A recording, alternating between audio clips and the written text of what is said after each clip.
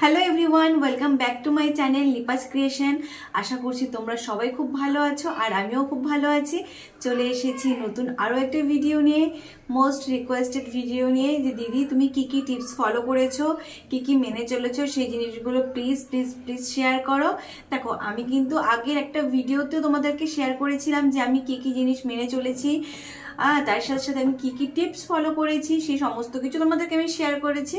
কিন্তু তোমরা সেই ভিডিওটা হয়তো দেখোনি, আমার শর্ট ভিডিওগুলো দেখে দেখে আমাকে কমেন্ট করছো যে দিদি ভিডিওটা শেয়ার করো। তো হয়তো বা ওই ভিডিওটা অনেকদিন আগে শেয়ার করেছি বলে তোমরা হয়তো দেখতে পাচ্ছ না। তো আমি ভাবলাম যে নতুন করে তোমাদেরকে আরো একবার ভিডিওটা শেয়ার করা যাক। যারা যারা আমার চ্যানেলে নতুন আজকে ভিডিওটা দেখছো তাদেরকে বলছি তারা সবাই প্লিজ আমার চ্যানেলটিকে সাবস্ক্রাইব করে দাও। তার কারণ তোমরা জানো না, আমি অনেক ভালো ভালো জিনিস, অনেক ভালো ভালো টিপস তোমাদের সাথে শেয়ার করে থাকি ভিডিও থ্রুতে। তো সাবস্ক্রাইব করে চ্যানেলটার পাশে থাকো, আর যদি হেল্পফুল হয় তাহলে ভিডিওটাকে শেয়ার করতে অবশ্যই ভুলবে না। তো ফার্স্টে আমি বলে দিয়েছি, আমার কিন্তু পিসিওডি ছিল। আমার পিসিওডি মোটামুটি 5 বছর ধরে ছিল, মানে আমার বিয়ের আগের থেকে আমি জানতে পেরেছিলাম আমার পিসিওডি ছিল। তো বিয়ের আগের থেকে নানান প্রবলেম হচ্ছিল, আমার পিরিয়ডস ইরেগুলার ছিল। তো তখন সেমন একটা গুরুত্ব দেইনি, আমি কোনো মেডিসিনও খাইনি, কোনো রকম কোনো মেডিসিন খাইনি। তো তখন সেমন একটা গুরুত্ব দেইনি। তো ভাবলাম যে মেয়ে ছিলাম তখন, পিরিয়ডটা হয়তো আসছে কি আসছে না, তো সেরকম একটার মধ্যে দিয়ে চলছিল। যখন বিয়ে হলো, বিয়ের পরে কিন্তু জিনিসটা বেশি করে দেখা দিল। তো ফার্স্ট 1 বছর তো কোনো রকম কিছু টেনশনই করিনি, কিচ্ছু ভাবিনি। তারপরে যখন ভাবলাম কিছু একটা 1 বছর পরে, তখন দেখলাম যে না, পিরিয়ডটা আমার ইরেগুলার হচ্ছে। পিরিয়ড রেগুলার না হলে তো কনসিভ করার চান্স একদমই নেই। তো সেই জন্য ডাক্তারের কাছে গেলাম, ডাক্তার দেখালাম। পুরোপুরি 2 বছর ধরে ট্রিটমেন্ট চলার পরে কিন্তু আমি ন্যাচারালভাবে 1 মাসের মধ্যে কনসিভ করে যাই।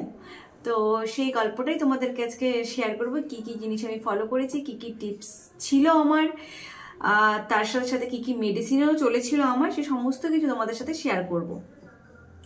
তো ফার্স্টে হচ্ছে ডাক্তারের কাছে যাই। ডাক্তার তো সবাইকে কমন একটা মেডিসিন দেয়, সেটা হচ্ছে গিয়ে ল্যাট্রোজোল। তো তোমরা অনেকেই আমাকে কমেন্ট করেছো দিদি তোমার পিরিয়ডটা কি করে রেগুলার হলো। তো দেখো, আমি কিন্তু পিরিয়ডটা রেগুলার করার জন্য ডক্টরের কাছে কোনোদিনও যাইনি।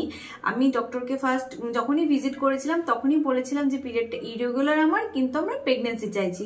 তো ডক্টর হয়তো সেই হিসাবে আমাদেরকে ট্রিটমেন্ট করেছিল ল্যাট্রোজোল দিয়ে। তো পিরিয়ডের 3 নম্বর দিন থেকে 7 নম্বর দিন পর্যন্ত একটা ট্যাবলেট চলে, তারপরে একটা ট্যাবলেট চলে পিরিয়ডের 16 নম্বর দিন থেকে 25 নম্বর দিন পর্যন্ত, এই একটা ট্যাবলেট চলে। এইটা আমি মোটামুটি বলতে গেলে 15টা সাইকেল খেয়েছি, ঠিক আছে, 15টা সাইকেল এই ওষুধটা খেয়েছি। আমার কোনো মান্থেই কনসিভ হয়নি, তাছাড়া উল্টো আমার পিরিয়ডটা হয়ে গেছে। প্রতি মাসে একদম অন ডেটে আমি পিরিয়ডটা পেয়েছি আমার এই মেডিসিন চলাকালীন। আর আমি মেডিসিন কিন্তু বাদ দিয়ে খুব একটা বেশি দিন থাকিনি, হয়তো 1 মাস 2 মাস 3 মাস করেছিলাম। সেক্ষেত্রে আমার পিরিয়ডটা ইরেগুলার বলতে হয়তো 32 দিনের দিন না এসে আমার পিরিয়ডটা তখন 36 37 নম্বর দিনে আসতো, কিন্তু বাট আসতো। তো মেডিসিন ছাড়া সেই হিসাবে কখনো আমি নিজের বডিকে ট্রিটই করিনি। তারপরে 2-3টা ডক্টর দেখানোর পরে, যখন অনেক কিছু করার পরে, হ্যাঁ, এগ র্যাপচারের ইঞ্জেকশনও দিয়েছিলাম, তারপরেও কোনো কিছুতে কিচ্ছু হলো না। এইচএসজি টেস্ট করিয়েছিলাম, মানে আমার টিউব টেস্টটা, যে টিউব ওপেন আছে কিনা বা ব্লক আছে কিনা, ওটাও দেখলাম যে 2টো টিউবই আমার ওপেন আছে। ফলিকুলার স্টাডি করিয়ে দেখালাম 2টো ডক্টরকে যে না, আমার ডিমের সাইজও ঠিকঠাক আসছে। বাট আমার হচ্ছে প্রবলেম, আমার না ডিমটা মানে বাড়ছিল ঠিকই, কিন্তু আমার ওভুলেশনটা হচ্ছিল না ঠিকঠাক সময়, ডিমটা ফুটছিল না।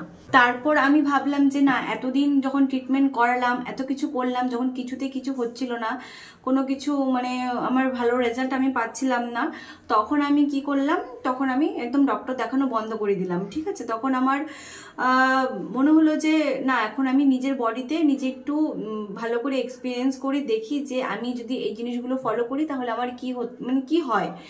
মেডিসিন তো এত বছর নিলাম, কিছুতে তো কিছু হলো না। আর ডক্টর আমাকে লাস্ট বলেছিল যে আমাকে ল্যাপ্রোস্কোপিও করাতে।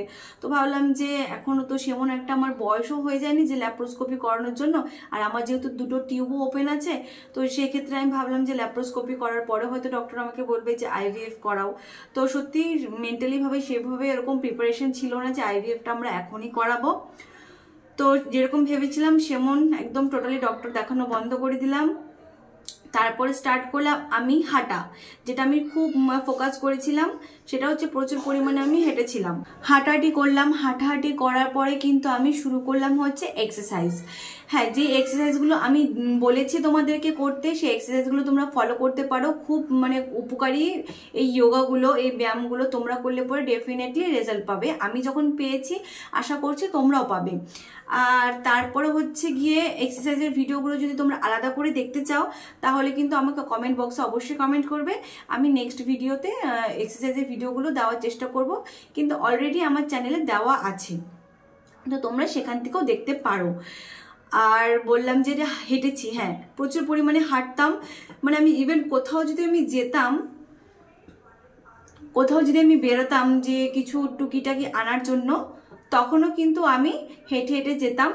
আর নিজ ঘরোয়া সমস্ত রকমের কাজবাজ যে আমরা যারা হাউসওয়াইফ তারা কিন্তু করে থাকি, তো প্রচণ্ড পরিমাণে নিজেকে অ্যাক্টিভ রাখতাম সেই মান্থে। আমি মানে শুয়ে বসে সবসময় মোবাইল ঘাটাঘাটি করতাম না, তো বডিটাকে সবসময় মেন হচ্ছে অ্যাক্টিভ রাখা। তো ফার্স্ট যেটা আমি মেনে চলেছি, বডিটাকে অ্যাক্টিভ রেখেছি পুরো মাস। যেহেতু আমি কোনো ওষুধ নেইনি সেই জন্য পুরো মাস কিন্তু বডিটাকে অ্যাক্টিভ রেখেছি। তারপরে আমি কি করলাম, তারপরে আমি খাবার দাবারের উপরে একটু ধ্যান দিলাম। খাবার দাবার বলতে আমি দুধ চাটাকে পুরোপুরি অ্যাভয়েড করে দিলাম। আমি কিন্তু দুধ চা আমাদের বাড়িতে প্রতিদিন সন্ধ্যের টাইমে হয়, সকালবেলা লাল চা হয়, সন্ধ্যের টাইমে দুধ চা হয়। তো আমি সন্ধ্যের টাইমে পুরোপুরি দুধ চাটাকে একদম বন্ধ করে দিলাম। বিস্কিট খেতাম নর্মালি, অন্যান্য কিছু খেতাম, কিন্তু দুধ চাটাকে একদম পুরোপুরি অ্যাভয়েড করে দিলাম। তারপরে কি করলাম, আমি সকালবেলা একটা ড্রিঙ্ক নিতাম, সেটা হচ্ছে এতটা হেল্পফুল ড্রিঙ্কটা, সেই জিনিসটা আমি কি বলবো, আমি অনেক ভালো রেজাল্ট পেয়েছি। সকালবেলা আমি খালি পেটে 1 গ্লাস করে উষ্ণ গরম জলে আমি আদা দারচিনি থেতো করে খেতাম। 1 গ্লাস ফুটন্ত জলে আদা দারচিনি চা করে, উইদাউট সুগার, মানে চিনি ছাড়া চা করে কিন্তু আমি জল খেতাম। প্রতিদিন খেয়েছি, মোটামুটি আমি এটা 19 নম্বর দিন পর্যন্ত খেয়েছি। আমার পিরিয়ড যেদিন থেকে স্টার্ট হয়েছে, মানে সেকেন্ড ডে থেকে আর কি, সেকেন্ড ডে থেকে আমি 19 নম্বর দিন পর্যন্ত এই ড্রিঙ্কটাকে আমি খেয়েছি। তারপরে হচ্ছে, আচ্ছা তোমরা অনেকে জিজ্ঞেস করতে পারো যে দিদি এই ড্রিঙ্কটা কি সাইড এফেক্ট আছে কি না। দেখো, সাইড এফেক্ট নেই, কোনো সাইড এফেক্টই নেই। তোমাদের যদি মনে কোনো সন্দেহ থাকে তোমরা ড্রিঙ্কটাকে খেতে অ্যাভয়েড করতে পারো, কিন্তু আমার আর কি খেয়ে উপকার হয়েছে বলে তোমাদেরকে আমি শেয়ার করছি সেই জিনিসটা। আর যতদিন না পর্যন্ত ওভালেশন তোমরা বুঝতে পারছো, ড্রিঙ্কটাকে কিন্তু তোমরা করবে। আমি আমার ওভালেশনটা বুঝতে পেরেছিলাম 16, 17, 18, মানে এই 3 দিনের মধ্যে আমার মানে ওভালেশন যে ডিসচার্জ হয় সেই ডিসচার্জটা গেছিল বলে আমি বুঝতে পেরেছিলাম। তারপরে 19 নম্বর দিন সকালবেলা খেয়ে তারপর আমি ওই ড্রিঙ্কটাকে অফ করে দিয়েছি। এই ড্রিঙ্কের কাজ কি, আমাদের বডিতে যাতে ওভালেট করি আমরা নিজে থেকে, সেই জিনিসটাকে যাতে মানে হেল্প করে। যেহেতু আমি মেডিসিন চলছিল না সেই জন্য আমি এই ড্রিঙ্কটা স্টার্ট করেছি। তোমরা কিন্তু মেডিসিন খেয়েও করতে পারো এই ড্রিঙ্কটা। তারপরে আচ্ছা আগে আরেকটা কথাতে আসি যে তোমরা অনেকেই কমেন্ট করো দিদি এক্সারসাইজ কবে থেকে করব, কত নম্বর দিন থেকে শুরু করব। দেখো ক্লিয়ার আমি সবাইকে বলে দিয়েছি, পিরিয়ডটা তোমাদের যখন শেষ হবে তখন থেকে তোমরা এক্সারসাইজ করতে পারো। মানে 4 নম্বর দিন থেকে কিন্তু তোমরা শুরু করে দিতে পারো। যখন হালকা লাইট ব্লিডিং থাকে বডিতে তখন কিন্তু এক্সারসাইজ করা স্টার্ট করে দিতে পারো। আর এক্সারসাইজটা করবে হচ্ছে তোমরা কতদিন করবে আমি ঠিক জানি না, আমি কতদিন করছি সেটা আমি বলছি। আমি করেছিলাম 30 দিন পর্যন্ত, পিরিয়ড শুরু হওয়ার 5 দিন পর থেকে, পিরিয়ড শুরু হওয়ার 5 দিন পর থেকে আমি এক্সারসাইজ করেছি পুরো 30 দিন পর্যন্ত। তারপর আর করতে পারিনি, তার কারণ শরীরটা একটু খারাপ হয়ে গেছিলো বলে আমি করতে পারিনি। আর তোমাদেরকে বলবো যতদিন না পর্যন্ত তোমাদের পিরিয়ডের ডেট আসছে, বুঝতে পারছো যে তোমাদের ডেট চলে আসছে, ততদিন পর্যন্ত তোমরা এই এক্সারসাইজটা করতে পারো। আর অনেকের কিন্তু ধারণা যে এক্সারসাইজ করলে হয়তো ইমপ্ল্যান্টেশনের পরে যদি আমরা এক্সারসাইজটা করি তাহলে হয়তো আমাদের প্রেগনেন্সি যদি আসে তাহলে ওটা নাও থাকতে পারে। এটা একদম ভুল ধারণা। যে এক্সারসাইজগুলো আমি তোমাদেরকে দিয়েছি করতে বলেছি সেই এক্সারসাইজগুলো কিন্তু খুবই হেল্পফুল। আর এগুলো কিন্তু তোমাদের কনসেপ্ট করতে অনেকটা হেল্প করে, আর ইমপ্ল্যান্টেশনে তো আরোই হেল্প করে। তো সেই জন্য বলবো তোমরা টেনশন করো না, এই জিনিসটা করতে পারো। আচ্ছা, সবকিছু ক্লিয়ার করে দিলাম। এক্সারসাইজ কতদিন পর্যন্ত করেছি না করেছি এটা আমি আমারটাই বলছি, কারণ তোমরা সবাই আমারটা জিজ্ঞেস করছো। আর আমার যেহেতু 32 দিনের সাইকেল ছিল, আমি 30 নম্বর দিন পর্যন্ত করেছিলাম এক্সারসাইজ, তারপরে কিন্তু আর করিনি, যেহেতু শরীরটা খারাপ ছিল। তোমরা যতদিন না পর্যন্ত তোমরা পারছো করতে, ততদিন কিন্তু তোমরা কন্টিনিউ করবে এক্সারসাইজটা। আমি সকালে পারতাম না বলে আমি সন্ধ্যেবেলা করতাম, তোমরা সন্ধ্যে না পারলে সকালবেলা করবে। মোটামুটি আধা ঘন্টা থেকে 1.5 ঘন্টা কিন্তু এক্সারসাইজ করাটা মাস্ট। আর তার সাথে সাথে হাঁটাহাঁটি করবে। হাঁটাহাঁটি তোমরা যখন তখন করতে পারো, সকালে করতে পারো, দুপুরে যেখানে সেখানে যেতে পারো, মানে মেন কথা বডিটাকে পুরোপুরি অ্যাক্টিভ তোমরা রাখবে। আর আমি আরেকটা কথা বলছি, যাদের ওয়েট একটু বেশি আছে তারা কিন্তু মানে ডায়েটে তাদের একটু ধ্যান দিতে হবে। আর যাদের থাইরয়েড আছে, পিসিওডি সাথে সাথে যাদের থাইরয়েডও আছে, তারা কিন্তু আমি বলবো ডক্টরকে দেখিয়ে থাইরয়েডটাকে তোমরা নর্মাল যে লেভেল হয় থাইরয়েডের, ওই লেভেলে নিয়ে আসো, তাহলে কিন্তু তোমাদের কনসিভের চান্সটা ভালো হবে। অনেক সময় থাইরয়েডের জন্য কিন্তু আমাদের কনসিভ হতে চায় না। আর হচ্ছে যাদের পিসিওডি না থাকলেও পরে শুধু থাইরয়েড থাকে, তাদেরও কিন্তু কনসিভের অনেক সময় প্রবলেম হয়। সেই জন্য বলছি যে থাইরয়েডের ওষুধ কিন্তু কন্টিনিউ খেয়ে যেতে হবে, যাতে আর কি তোমাদের থাইরয়েডটা লেভেলের মধ্যে থাকে। আর থাইরয়েডে কিন্তু অনেক কিছু আছে খাবার দাবার যেগুলো মেনটেন করতে হবে, সেগুলো তোমাদের ডক্টরকে জিজ্ঞেস করবে, তোমার ডক্টর বলে দেবে। যেহেতু আমি থাইরয়েড ছিল না আমার, তাই আমি থাইরয়েডের ব্যাপারে সেমন একটা নলেজ নেই। শুধু আমি জানি থাইরয়েডটা কতটুকু লেভেলের মধ্যে থাকতে হয়, আর অতটুকু লেভেলের মধ্যে থাকলে কিন্তু প্রেগনেন্সি কনসেপ্ট করা যায়। পরে নেক্সট যেটা আমি মেনে চলেছি, সেই জিনিসগুলো তো শেয়ার করার মতন না। কিছু কিছু জিনিস আমি চেঞ্জ করেছিলাম, হ্যাঁ, মানে সেই জিনিসগুলো ভিডিওতে বলার মতন হয় না। সেই জিনিসগুলো আমি যাদের সাথে পার্সোনালি কথা বলছি তাদেরকে কিন্তু আমি শেয়ার করেছি, বলেছি। সেই জিনিসগুলো আমি ওই মাসে চেঞ্জ করেছিলাম, যে না দেখি চেঞ্জ করে এই মাসে কি হয় না হয়। তো ছোট ছোট জিনিসগুলো কিছু কিছু আছে, সেই জিনিসগুলো আমি চেঞ্জ করেছিলাম। তো ওই আমি কিন্তু আরেকটা ভিডিওতে বলেছিলাম টুকিটাকি ভাবে, তো আমি এই ভিডিওতে সেভাবে আলোচনা করলাম না সেই ব্যাপারটা নিয়ে।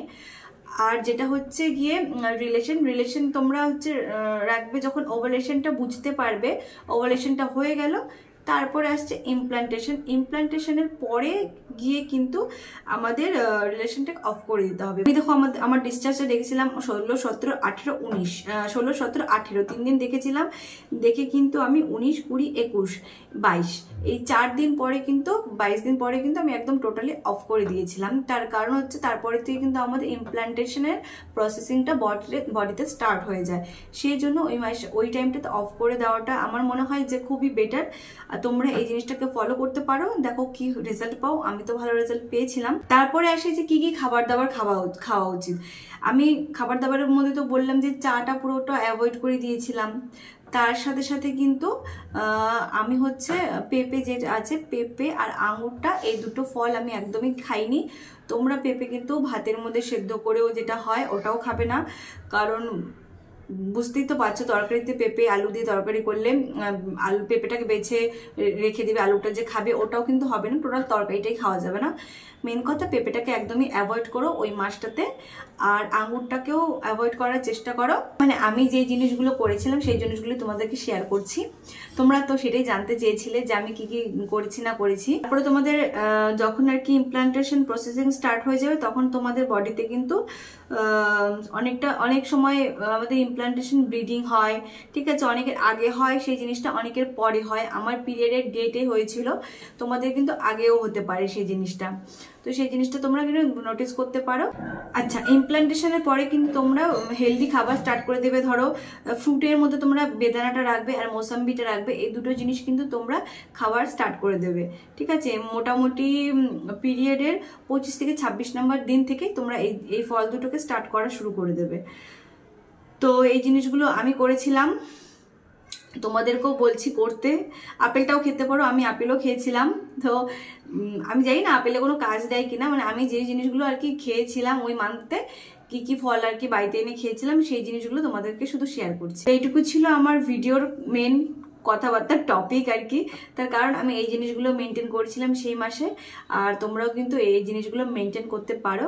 আর অবশ্যই যারা যারা এই জিনিসগুলো আমার ভিডিও দেখে দেখে যদি কিছুটা হলেও উপকার পেয়েছো, তারা কিন্তু কমেন্ট বক্সে অবশ্যই জানাবে।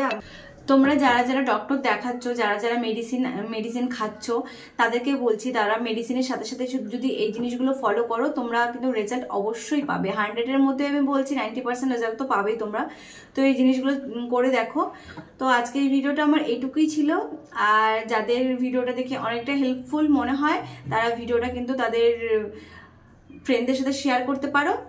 আর আমার চ্যানেলে যারা নতুন আছে তারা প্লিজ চ্যানেলটাকে সাবস্ক্রাইব করে পাশে থাকবে। দেখা হচ্ছে পরের ভিডিওতে। টাটা।